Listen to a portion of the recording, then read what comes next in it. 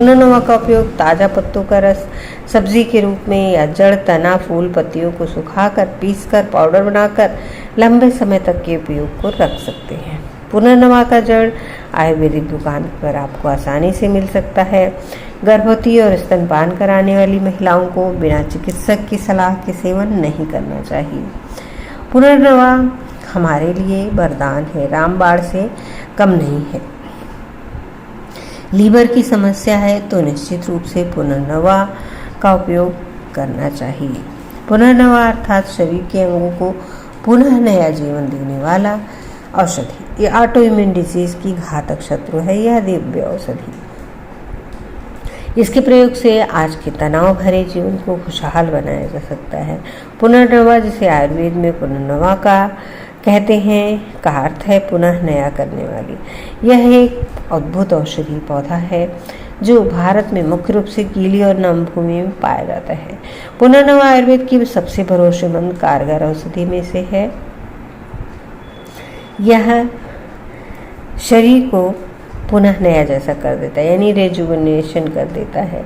इसे कई बीमारियों में यूज़ किया जाता है, मुख्यतः यूटीआई, धातु रोग, मासिक रोग, असंतुलन, रक्ताल्पता, कमजोरी, शरीर में हार्मोनल इम्बैलेंस को ठीक करने के लिए सबसे भरोसेमंद औषधि है।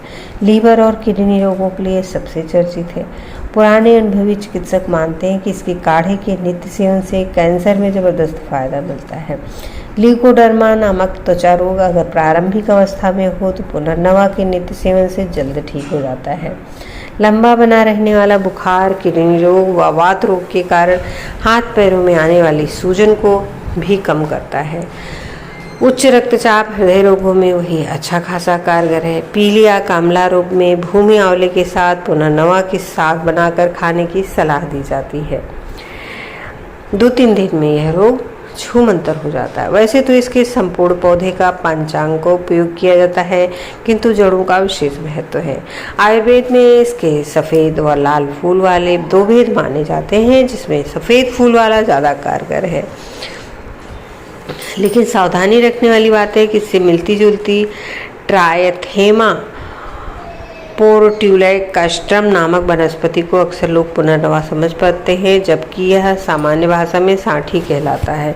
आयुर्वेद व पारंपरिक चिकित्सा पद्धति में कई औषधियों को खाली पेट लेने की सलाह दी जाती है, लेकिन इसके विपरीत पुनर्नवा को भोजन के बाद ग्रहण किया जाता है। वर्तमान समय में ऑटो इम्यून डिजीज बहुत घातक और चर्चित विषय है। इस मामले में खास दवाएं भी असरदार नहीं होती, किंतु पुनर्नवा ऐसी औषधि है जो